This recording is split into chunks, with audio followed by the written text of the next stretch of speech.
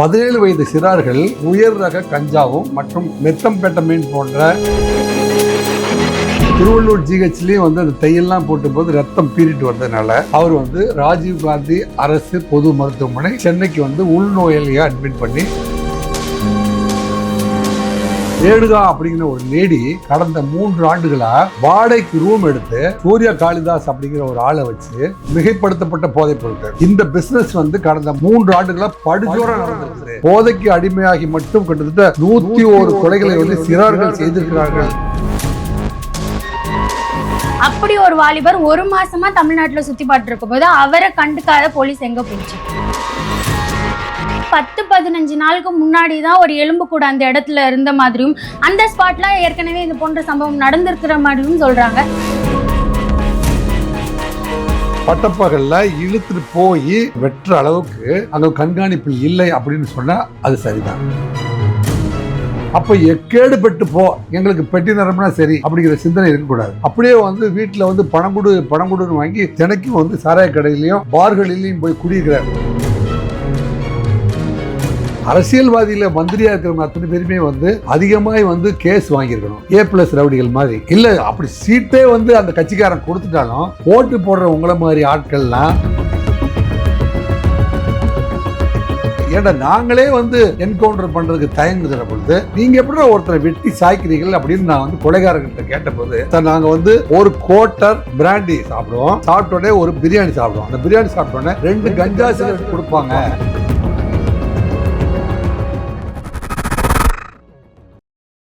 காந்தம் மீடியா நேயர்களுக்கு வணக்கம். இன்னைக்கு நம்மளோட கெஸ்ட் முன்னாள் துணை ஆணையர் திரு ராஜேந்திரன் சார் அவர்கள் தான். வணக்கம் சார், எப்படி சார் இருக்கீங்க? வணக்கமா. காந்தம் வலையொலி காட்சி நேயர்களுக்கு எனது அன்பான வணக்கங்கள் சார். திருத்தணி ரயில்வே ஸ்டேஷனுக்கு பக்கத்துல ஒரு வடமாநில வாலிபரை 4 சிறுவர்கள், அதுவும் 17 வயசு இருக்கிற 4 சிறுவர்கள் வெட்டிய ஒரு வீடியோ அது ட்ரெண்ட் ஆகி உலகம் முழுவ பரவி இப்போ தமிழகத்தையே அதுதான் பயங்கரமாக உலுக்கிட்டு இருக்கு. அந்த ஒரு விஷயத்தை எப்படி சார் பார்க்குறீங்க? அந்த வீடியோ பார்க்க வேண்டாம் அப்படின்னு அரசாங்கம் கேட்டுட்டு இருக்கிறதுனால ஒரே ஒரு தடவை பார்த்துட்டு அதுக்கப்புறம் நான் பார்க்கலாமா. ஏனென்றால் இது அரசியல் படுத்த வேண்டாம் அப்படின்னு அரசு கேட்டிருக்குது. அரசியல் படுத்துறதுக்கு நம்ம விரும்பலை, இருந்தாலும் ஒரு உயிர், ஒரு தமிழ்நாட்டில் ஒரு மனிதனுடைய உயிர், சுராஜ் என்கின்ற ஒரு 20 வயது மதிக்கத்தக்க ஒரு இளைஞன் திருத்தணி ரயில்வே ஸ்டேஷனுக்கு பக்கத்தில் இருக்கிற ஒரு குடியிருப்பின் பக்கத்தில் 4 சிறுவர்களால் பகிரங்கமாக பட்டா கத்திகளால் வெட்டி அவனை வீசி எறிஞ்சிட்டு போடுறது. அதுக்கு பின்புலமாக போதைப் பொருள் பழக்கம் இருந்திருக்குது. அவங்க உயர் ரக கஞ்சாவும் மற்றும் மெத்தம்பெட்டமைன் போன்ற போதைப் பொருட்களை பயன்படுத்தி அந்த போதை மிகுதியின் காரணமாக அவங்க பார்த்திங்கன்னா திருவாலங்காடு ரயில்வே ஸ்டேஷன்லேருந்து திருத்தணி வர்றதுக்குள்ள அவங்க பட்டா கத்தியை ரயிலில் வீசி, அதாவது எப்படின்னா இந்த சென்னையில் நம்ம பூந்தமல்லி ஹைவேல இருக்கிற பீச் ரோட்டில் இருக்கிற ஒரு கல்லூரி, அந்த கல்லூரி பேரெல்லாம் சொல்ல விரும்பல, இந்த கல்லூரிகளில் பார்த்திங்கன்னா பஸ் டே அப்படின்னு கொண்டாடுவாங்க. அப்போ பஸ் மேலே ஏறுறதும் காலில் ஷூவை தேய்ச்சி ரீல் விடுறதும் அவனை நண்பர்களை பட்டாக்கத்தியில் வெட்டுறதும் இது போன்ற தவறுகளெல்லாம் செஞ்சுட்டு இருந்தாங்கன்னு சிட்டியை பொறுத்த வரைக்கும் மிஸ்டர் அருண் IPS அவர்கள் இந்த வாளெல்லாம் கொஞ்சம் ஒட்ட நறுக்கிட்டார். அதனால் அந்த சவுண்டெல்லாம் கொஞ்சம் குறைஞ்சிருந்துச்சு. ஆனால் நார்த் ஜோன் அப்படிங்கிற அங்கே இருக்கிற ஒரு அஸ்ராக்காருக்கு ரொம்ப கெட்டிக்காரர், ரொம்ப ஸ்ட்ரிக்டான அதிகாரி, அவருடைய ஜோனில் திருத்தணியில் இப்படி ஒரு நிகழ்வு பட்டப்பகலில் நடந்திருக்கு. ஒரு இளைஞன் 20 வயது இளைஞன் 4 பேரால் பட்டாக்கத்தியால் போதை மிகுதியால் வெட்டி சாய்க்கப்பட்டவர். உடனே அங்கே இருக்கிற தகவல் 100க்கு தகவல் கிடச்சி திருத்தணி போலீஸ் அவரை தூக்கிட்டு போய் திருத்தணியில் ஃபஸ்ட் எய்டு கொடுக்குறாங்க. திருவள்ளூருக்கு ஃபர்தர் ட்ரீட்மெண்ட்டுக்காக திருவள்ளூர் ஜிஹெச்சுக்கு வராங்க. திருவள்ளூர் ஜிஹெச்லேயும் அந்த தையெல்லாம் போட்டு போது ரத்தம் பீறிட்டு வந்ததுனால அவர் ராஜீவ் காந்தி அரசு பொது மருத்துவமனை சென்னைக்கு உள்நோயாளியாக அட்மிட் பண்ணி கிட்டத்தட்ட ப்ளீடிங்கெல்லாம் அரெஸ்ட் ஆகி உயிரை ஸ்டேபிள் பண்ணிட்டாங்க. ஆனால் ட்ரீட்மெண்ட்டு எடுத்துகிட்டு இருக்கும்போது அவர் தன்னுடைய சொந்த விருப்பத்தின் பேரில் அந்த சுராஜ் அவர் ஒரிசாவுக்கு கிளம்பி போயிட்டார் அப்படிங்கிறது தகவல். அவர் ஒரிசாவுக்கு கிளம்பி போகிறாரு அப்படின்னா அவர் ஒரு தனி மனிதனாக இந்த ஊருக்கு வந்திருக்கிறாரு. அவர் இங்கே எங்கேயும் வேலை செய்யலை. கடந்த 20 நாளாக சென்னை மற்றும் தமிழ்நாடை சுற்றி பார்த்து, அதாவது வேலை நல்ல இடத்துல இருந்ததுன்னா அவர் வேலை வாங்குறது கூட வந்திருக்கலாம், ஒரு வேலை வாய்ப்பை தேடி இருக்கலாம். அதில் வந்து திருத்தணியை போய் பார்த்துட்டு அல்லது திருத்தணியில் இருக்க தனது நண்பர்களை பார்த்து வேலை தேட கூட வந்திருக்கலாம்னு வைங்களேன். வள்ளுவன் தன்னை உலகனுக்கே தந்து வான்புகழ் கொண்ட தமிழ்நாடு அப்படின்னு தமிழ்நாட்டுக்கு ஒரு பேர் இருக்குது. இப்பேற்பட்ட தமிழ்நாட்டில் இந்த மாதிரியான போதை கலாச்சாரம் மிகுதியாக்கப்பட்டிருக்கிறது கடந்த 3-4 வருடங்களா அப்படிங்கிறது நமக்கெல்லாம் வந்து மிகப்பெரிய வருத்தமாக இருக்குது. இப்போ இந்த இளைஞர்கள் 4 பேரை பார்த்திங்கன்னா, ஒருத்தன் வந்து திருவலங்காடை சேர்ந்தவனாக இருக்கான், ஒருத்தர் திருத்தணி, 2 பேர் அரக்கோணம். எல்லாமே வந்து +2 கீழே படிக்கிற சிறார்கள். 17 வயது சிறார்கள் போதை தலைக்கேறிய நிலையில் வந்து இவர்கள் வந்து இப்படி ஒரு கொடும்பாதக செயலில் ஈடுபட்டுகின்ற அளவிற்கு இவர்கள் வந்து இந்த மாதிரியான நடவடிக்கைகள் ஈடுபட்டிருக்கிறார்கள், வெட்டியிருக்கிறார்கள்.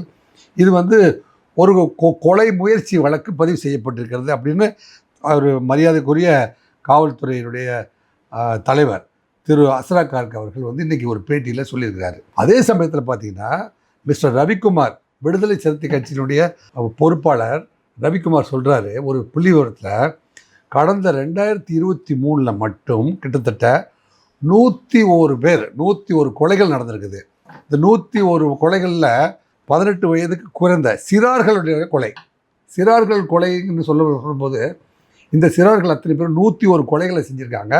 101 பேர் மேக்சிமம் இன்டாக்சிகேட்டட், போதைப் பொருள் மிகுதியால் தான் வந்து இத்தனை கொலை செஞ்சுருக்காங்க. அப்போ ஒரு ஸ்டேட்டில் படிக்கிற வயசில் கிட்டத்தட்ட வந்து தன்னுடைய 10 ஆண்டுகள் படிக்கும் போது அது ஒரு சிறுவனாக போவான். 11, 12 இந்த வயசில் தான் அவனுக்கு டீனேஜ் ஆரம்பிக்குது. அவன் அப்போ தான் வந்து +2 போய் என்ன கோர்ஸ் எடுக்கலாம், அவன் இன்ஜினியரிங் எடுக்கலாமா, ஆர்ட்ஸ் எடுக்கலாமா, சயின்ஸ் எடுக்கலாமான்னு முடிவெடுத்து தன் வாழ்க்கை பயணத்தை வந்து தொடங்க வேண்டிய நேரத்தில் இத்தனை பிஞ்சு உள்ளங்கள் வந்து வீணடிக்கப்படுகிறது. அப்படிங்கிற போது தமிழ்நாட்டில் உள்ள ஒரு நாட்டு பற்றாளர் அப்படிங்கிற முறையில் நம்ம நெஞ்சமெல்லாம் பதைக்குது இல்லையாம்மா? அப்படிப்பட்ட செய்தியை வந்து நீ கேட்டு ஒரு ஊடகத்தின் மூலமாக ஒரு தீர்வு காணணும் அப்படின்னு காந்தம் டிவியின் வழியாக வந்து என்னை வந்து பேட்டி எடுத்ததுக்கு மகிழ்ச்சி. சரி, இதை தீர்ப்பதற்கு என்ன வழி அப்படின்னு நீங்கள் பார்த்தீங்கன்னா, இப்போ இந்த 101 கொலைகள் மட்டும் அல்ல, நீங்கள் விஷசாராயம் அருந்தி செய்யாறில் வந்து 27 பேர் செத்துருக்காங்க. நீங்கள் வந்து கள்ளக்குறிச்சியில் வந்து 64 பேர் செத்துருக்காங்க.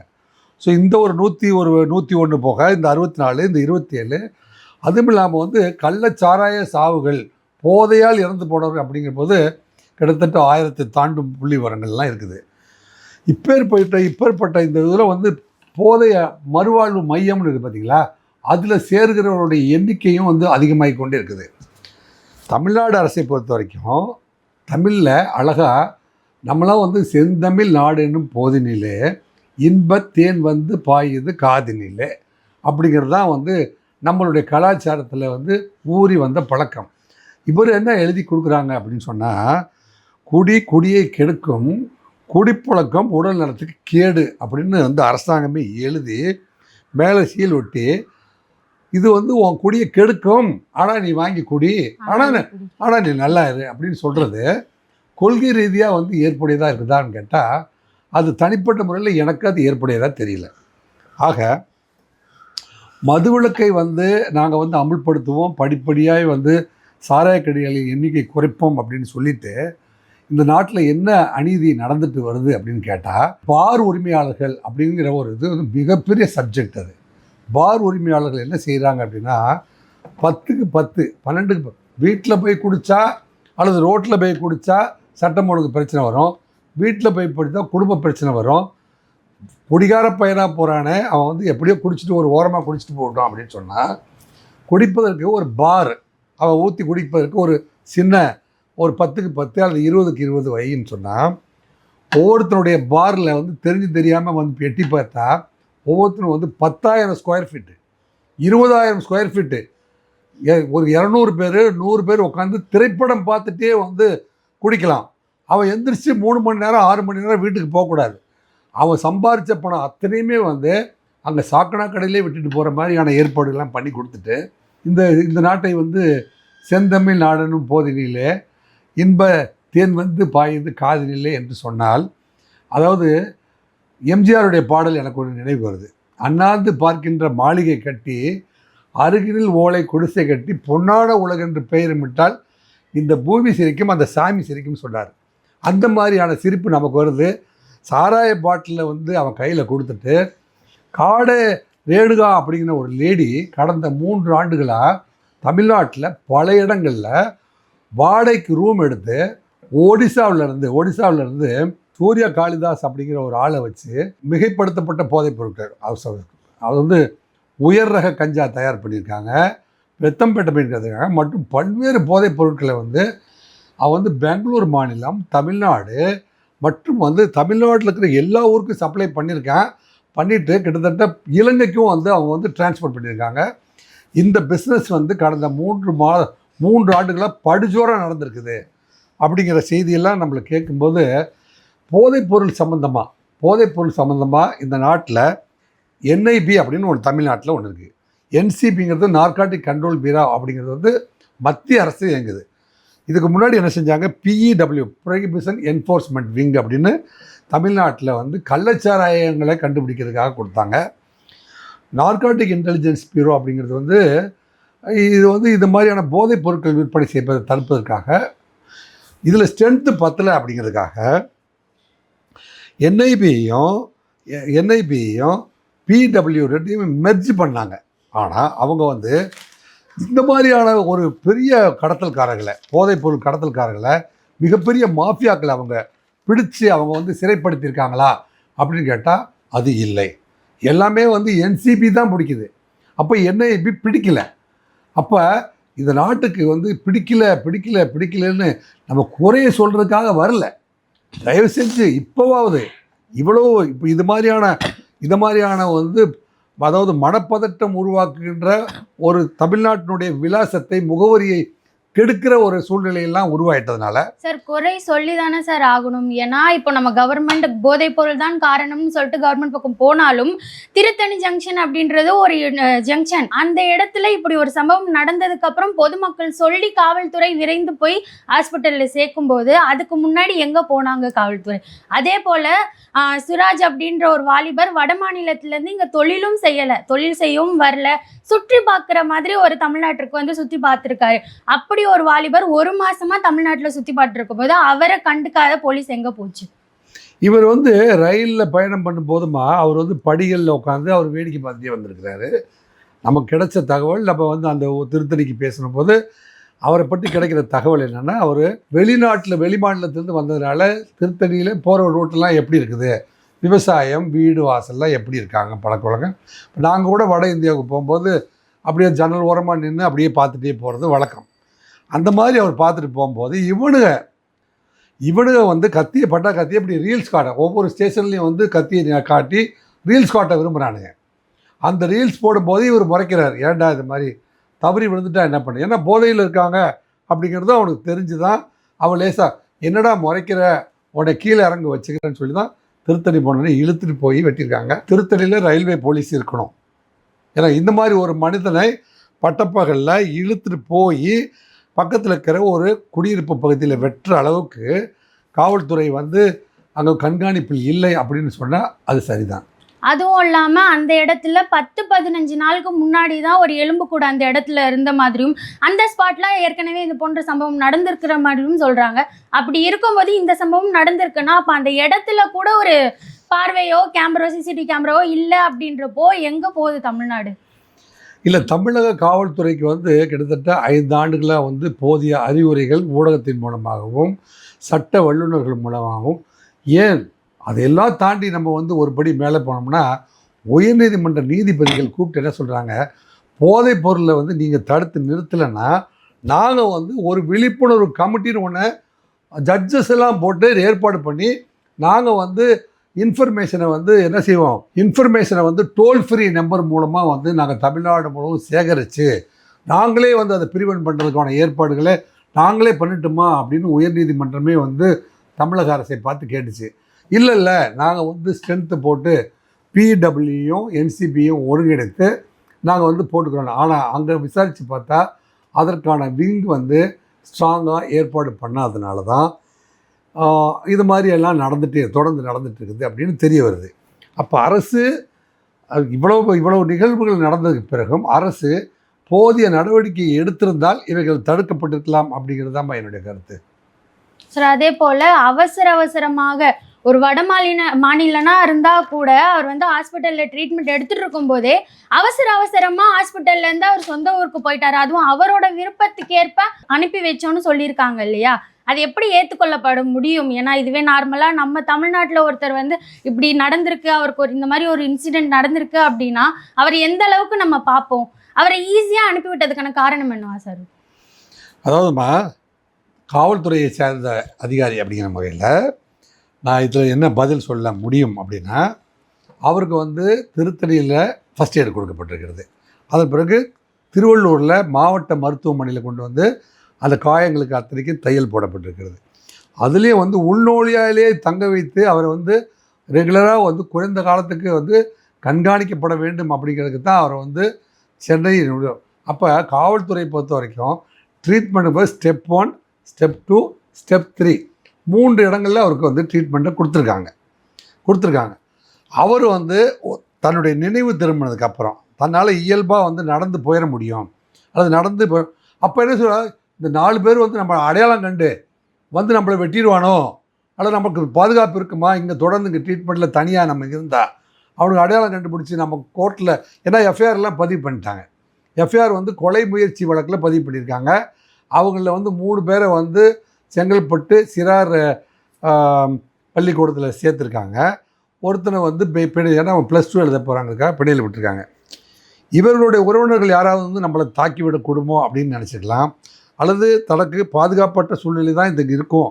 இப்போ நம்ம கூட அதர் ஸ்டேட்டுக்கு போயிருந்தோம்னு வைங்களேன், ஒரு தனியாக ஒரு ஹாஸ்பிட்டலில் கொண்டு போய் அட்மிட் பண்ணி, இப்போ நமக்கு வந்து ஒரு அசிஸ்டண்ட் தேவைப்படும் இல்லையா? அசிஸ்டன்ஸே இல்லாத போது நம்ம வந்து எழுந்து நடக்கிற அளவுக்கு நமக்கு தகுதி இருந்துருச்சு. நம்ம ட்ரெயினில் போனால் நாளைக்கு ஒரிசாவை பொறுத்த வரைக்கும் 12 ஹவர்ஸில் போய் சேர்ந்துடலாம். ஆந்திராவை தாண்டினா போயிடும். ஆக அவர் என்ன சொல்கிறாரு, அகெயின்ஸ்ட் ஜிஹெச்சை பொறுத்த வரைக்கும் நிறைய பேர் வந்து அகெயின்ஸ்ட் ஆரம்பத்தில் வந்து தன்னை காப்பாற்றிக் கொள்வதற்காக மருத்துவத்துக்கு வருவதும், அப்புறம் எனக்கு போதும் சார், மீதி நான் போய் வீட்டில் பார்த்துக்கிறேன் சார் அப்படின்னு போகும்போது, இல்லை கட்டாயம் நீ படுத்தான் ஆகணும் அப்படின்னு வந்து கம்ப்ளைண்ட்டை படுக்க வைக்க முடியாது. அதே வந்து குற்றவாளியாக இருந்தான்னு வைங்களேன், அவனை வந்து நம்ம என்ன செய்வோம், கம்பி போட்ட ஜன்னலுக்கு பின்னாடி அவனை படுக்க வச்சு எங்களுடைய பாதுகாப்பில் அவனுக்கு ட்ரீட்மெண்ட் கொடுப்போம். ஹீ இஸ் அ கம்ப்ளைண்ட்டை பொறுத்த வரைக்கும் அவர் வந்து சுதந்திரமாக அவர் வந்து போகிறதுக்கான வாய்ப்பு, கம்ப்ளைண்ட் கொடுத்துட்டாரு, சாட்சிகளை சொல்லிட்டார், அவர் போகிறதுக்கு அவருக்கு உரிமை இருக்குது. அதனால் அவர் அனுப்பி வைத்திருக்கார்கள் அப்படின்னு தான் என்னால் சொல்ல முடியும். சட்ட ரீதியாக இது வந்து தவறானது அப்படின்னு சொல்ல முடியாது. உங்களுடைய கோணத்தில் வந்து ஊடகத்துக்கு தெரியாமல் அனுப்பி வைத்து விட்டார்கள் என்று சொன்னால் அது உங்களுடைய கருத்து. சரி, ஏன்னா சொல்லும்போது இப்போ தமிழ் நாட்டில் இருக்கிற ஒருத்தர் வந்து நான் வந்து என்னோட விருப்பம் போகிறேன்னு சொல்லியிருந்தா, அவர் வாயால் அவருக்கு மொழி தெரியும், அவர் காவல்துறை கிட்ட சொல்கிறாரு இந்த மாதிரி நான் போகிறேன்னு, அவருக்கு மொழியும் தெரியாது, எதுவுமே தெரியாமல் அவர் பேசவும் இல்லைன்னு சொல்கிறாங்க. அந்த நேரத்தில் அவர் எப்படி நானாக போகிறேன் அப்படின்னு சொல்லியிருப்பாருன்றது தான் எங்களோட கருத்து. அதுக்கு தான் வந்து நான் வந்து கொஞ்சம் மரியாதை வைத்திருக்கிற காவல்துறை அதிகாரியில் திரு அஸ்ரா கார்க் அவர்கள் ஒருவர்.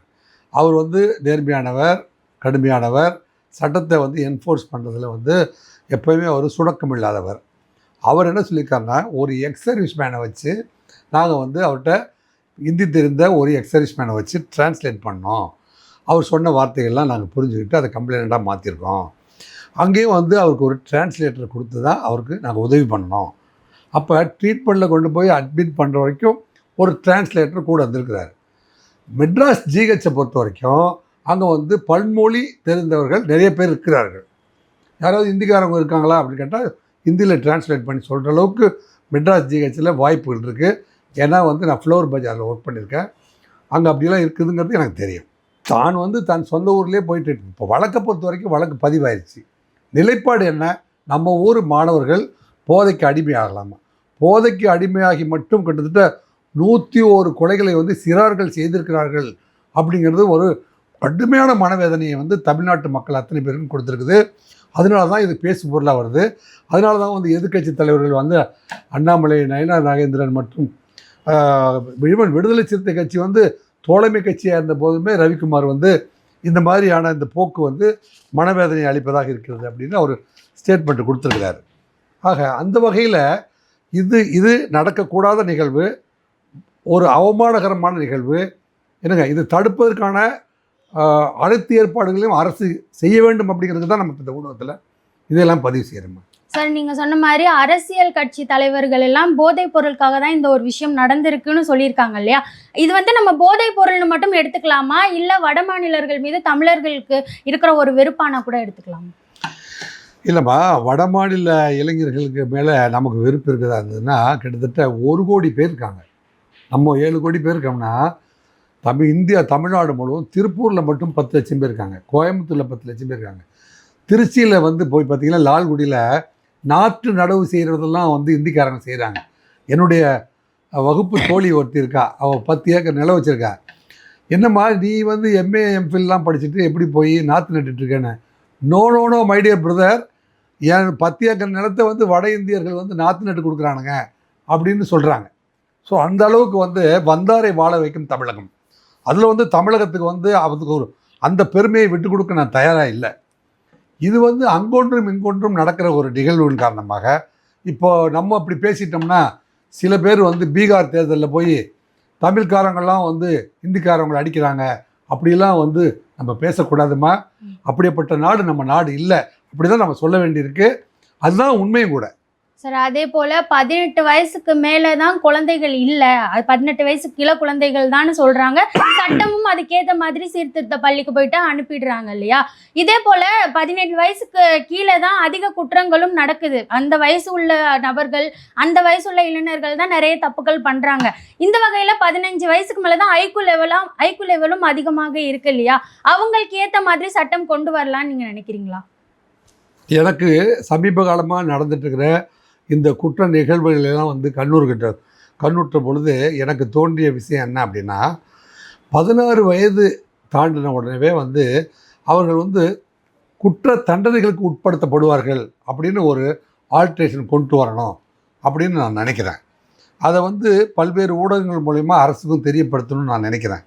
ஏனென்றால் ஒரு கடுமையான குற்றவாளிகள் கூட வந்து அல்லது ஒரு ஏ டீம் பி டீம் இருக்கிற இந்த A+ ரவுடிகள்லாம் கூட தான் வந்து ஒருத்தரை தீர்த்து கட்டணும் அப்படின்னு சொன்னால் 4 இளைஞர்களை சரி பண்ணி 17 வயசு இருக்கிறவங்க செட் பண்ணி அவரை போட்டுருன்னு சொல்லிட்டு ஒரு மிகப்பெரிய விவிஐபியை வந்து அவருக்கு வந்து கொலை செஞ்சுட்டு நீ வந்து சிறார் ஜெயிலில் தான் உங்களை போடுவாங்க, சீர்திருத்த பள்ளியிலேருந்து நான் நைஸாக வெளியில் எடுத்துறேன், இப்படிலாம் பிளான் பண்ணுறதுக்கெல்லாம் வாய்ப்பு இருக்கிறதுனால கண்டிப்பாக அரசு வழக்குரைஞர்களும் மற்றும் வந்து சட்ட வல்லுநர்களும் உயர்நீதிமன்ற நீதிபதிகள் அடங்கிய குழுவோடு கலந்து ஆலோசித்து, ஏன்னா இது வந்து ஆல் ஓவர் இந்தியாவுக்கு இருக்குதுமா, ஒரு ரெக்கமெண்ட் பண்ணி நாடு முழுவதுக்கும் ஒரே சட்டம் தான் இதில் வர முடியும். அதனால் 16 வயது நிரம்பினாவே வந்து சட்டத்துக்கு இது குற்ற தண்டனைக்கு உட்படுத்தப்படுவார் அப்படின்னு கொண்டு வந்தால் இதை குறைப்பதற்கு வாய்ப்பு இருக்குது. அதுக்கப்புறம் அதை விட பெரிய வாய்ப்பு என்னென்னா சாராய கடைகளை இழுத்து மூடிடணும். கண்டிப்பாக வந்து டோல் ஃப்ரீ நம்பர்ஸை வந்து அதிகப்படுத்தி போதைப்பொருள் கடத்தலுக்குனே வந்து பெரிய ஸ்ட்ரென்த்தை போட மாட்டேங்கிறாரு. ஏன் போட மாட்டேங்கிறாருன்னு எனக்கு தெரில. தமிழ்நாட்டை தலைகுனிய விட மாட்டேன், தமிழ் மக்களை தலைகுனிய விட மாட்டேன், தமிழ்நாடு நம்பர் 1 மாநிலமாக திகழ்கிறது என்று உலகமெல்லாம் வந்து பேப்பரில் எழுதுகிறது. இதெல்லாம் வந்து இதெல்லாம் என்ன சொல்கிறது அப்படின்னு அவர் தான் சொல்லணும். நமக்கு அவர் தான் அதுக்கு பதில் சொல்லணும். இப்பேற்பட்ட ஒரு நிகழ்வுகள்லாம் வந்து தமிழ்நாட்டில் நடக்குது. இந்த போதையின் காரணமாக வந்து இவ்வளோ பெரிய ஒரே ஒருத்தமாக குடிகாரன். இப்போ பாரில் தான் தொடங்கணும், பாரே இருக்கக்கூடாது. என்னங்க 5000 4500 சாராய கடை கூட வச்சுக்கோங்க, அதில் வந்து ஊற்றி குடிக்கிறதுக்கு பின்னாடி 10க்கு மேலே ஒரு இடமே கொடுக்கக்கூடாது. அதில் போய் வந்து சம்பாதிக்கிற பணத்தை அத்தனையுமே வந்து டிவி பார்த்துட்டு வீடியோ பார்த்துட்டு நண்பர்களோட உட்காந்து 3 மணி நேரத்தை அங்கேயே கழிச்சிட்டு பாதி பேர் பார்லேயே விழுந்துடுறான், பாதி பேர் தான் வீட்டுக்கு வந்து சேர்றாங்கிற செய்தியே தமிழகத்தினுடைய ஆட்சியாளர்களுக்கு காதுக்கே போய் சேரலையா தெரில. அப்போ எக்கேடுபட்டு எங்களுக்கு பெட்டி நிரம்பினா சரி அப்படிங்கிற சிந்தனை இருக்கக்கூடாது. என்னுடைய நண்பர்களுடைய வீடுகளிலே சில பேர் வந்து திருமணமாகாத இளைஞர், பட்டதாரி இளைஞர்கள்லாம் வந்து குடிகாரன்லாம் மாறியிருக்கானுங்க. அவன் வேலைக்கும் போக மாட்டேங்கிறான், வீட்டில் திருமணமும் பண்ணிக்க மாட்டேங்கிறான், அப்படியே வந்து வீட்டில் வந்து பணம் கொடுன்னு வாங்கி தினைக்கும் வந்து சாராய கடையிலையும் அந்த வந்து பார்களிலையும் போய் குடியிருக்கிற நீங்கள் வந்து தயவு செஞ்சு நான் சொல்வது உண்மைக்கு மாறாக இருக்கும் என்று நீங்கள் கருதுவீர்களானால் ஆட்சியாளர்களே ஒவ்வொரு பார்க்குள்ளேயும் ஒரு SBCID கான்செப்டில் விட்டு ஒரு நோட் வாங்குங்க. தயவு செஞ்சு நோட் நாங்கள் சொல்கிறது நம்பாதீங்க. ஒரு நோட் எஸ்பிசிஐடி கான்ஸ்டபிள் இருக்காரு, ஸ்டேஷனில் எஸ்பி கான்ஸ்டபிள் இருக்காரு, இவரை விட்டு ஒவ்வொரு பார்லேயும் ஒவ்வொருத்தன் வந்து எத்தனை மணி நேரம் உட்காடுறான். ரெகுலராக இதே தொழிலாக காலையில் வந்தால் சாயந்தரம் தான் போகிறான், அல்லது மத்தியானம் வந்தால் நைட் இங்கேயே விழுந்துடுறான்.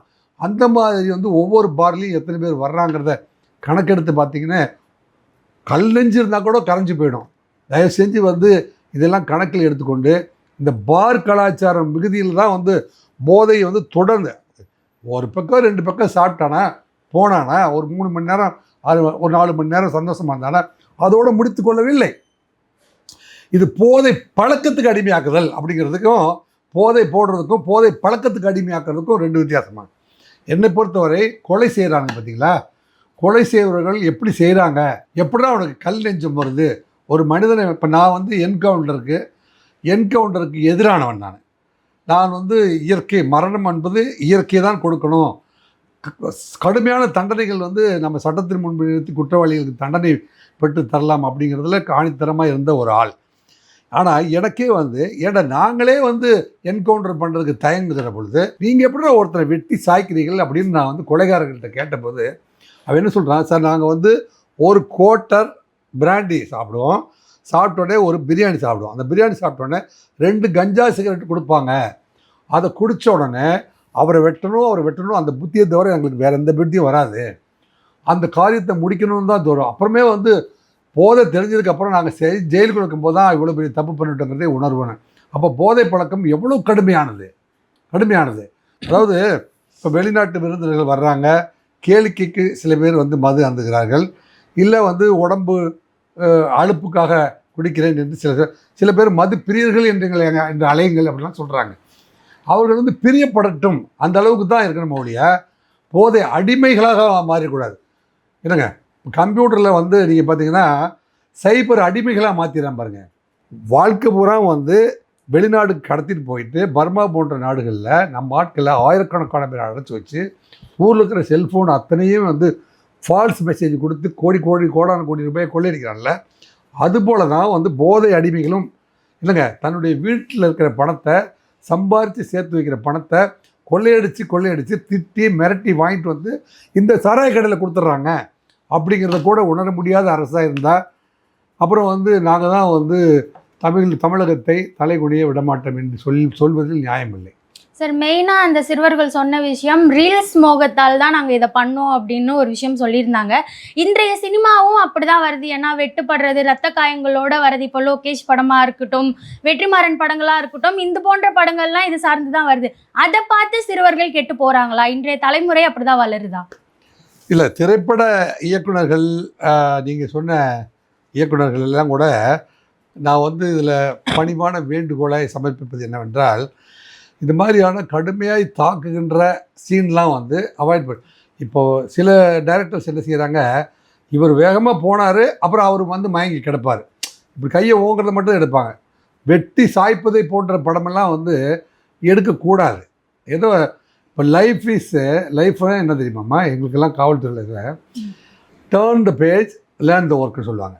இல்லைங்க, அடுத்தவனுடைய சிந்தனைகளை வந்து டேர்ன் பண்ணி பார்த்து இவர் நல்லவராக இருக்கிறாரு, அதனால் இவரை பற்றி நம்ம ஃபாலோ பண்ணலாம், இவர் கெட்டவராக இருக்கார், இவரை வந்து நம்ம அவாய்ட் பண்ணலாம் அப்படின்னு முடிக்கிறதே வந்து லைஃப் வெரி சிம்பிள் மெத்தட். நாங்கள் சொல்கிறது போலீஸில் turn the page learn the work. அப்போ ஒவ்வொரு மனிதனுடைய பேஜை டேர்ன் பண்ணி பார்த்து தான் அடுத்த மனிதனுடைய வாழ்க்கையை உருவாகுது. இதை கூட இந்த அரசியல்வாதியில் மந்திரியாக இருக்கிறவங்க அத்தனை பேருமே வந்து அதிகமாக வந்து கேஸ் வாங்கியிருக்கணும். A+ ரவுடிகள் மாதிரி. ஏன்னா அவங்களுக்கு தான் மந்திரி பதவி, அவங்களுக்கு தான் எம்எல்ஏ சீட்டு. அப்படி ஒரு அரசியல் வந்து இந்த நாட்டில் வந்து அறிமுகப்படுத்தப்படுமானால் இல்லைங்க, கொள்ளையடிப்பவர்களே வந்து அரசியல்வாதிகளாக இருக்க வேண்டும் என்று முடிவெடுப்பீர்களானால் 10 கோடியிலிருந்து 40 கோடி செலவு பண்ணுவர் தான் எம்எல்ஏக்களாகவும் எம்பிக்களாகவும் உருவாக முடியும் என்றால் அவர்கள் வந்து என்ன செய்வார்கள் அப்படிங்கிறதெல்லாம் சிந்திச்சு இந்த நாட்டில் வந்து இந்த நாட்டினுடைய பண்பாடு, கலாச்சாரம், நமக்குன்னு இருக்கிற இறையாண்மை போன்றவற்றையும் இல்லைங்க, அன்பு, அடக்கம், பொறுமை, நன்றி உணர்தல் இல்லைங்க, இது நம்ம இதே வந்து நம்ம ஔவையாரும் வள்ளுவமும் என்ன சொல்லியிருந்து அப்படின்னா, நம்மகிட்ட இருக்கிறதே வந்து அறம் செய்த விரும்புங்க தான். அறம் சார்ந்த வாழ்வியல் தான் தமிழர்களுடைய பண்பாடு. அறம் சார்ந்த வாழ்வியலை யாரெல்லாம் மேற்கொள்கிறார்களோ அவர்களுக்கு தான் வந்து இந்த அரசியலில் சீட்டு கொடுக்கணும் இல்லை அப்படி சீட்டே வந்து அந்த கட்சிக்காரன் கொடுத்துட்டாலும் ஓட்டு போடுற உங்களை மாதிரி ஆட்கள்லாம் இவர் நல்லவரா கெட்டவரா அப்படிங்கிறத பார்த்து அவர் 5000 10,000 கொடுத்தா அதை வாங்கி செலவுக்கு வச்சுக்கோங்க. ஆனால் நல்லவருக்கு மட்டும் ஓட்டு போடுங்க. இந்த நாடு வந்து மாறட்டும். நிறைய விஷயங்களை பகிர்ந்ததுக்கு நன்றி சார். நன்றி, வணக்கம்.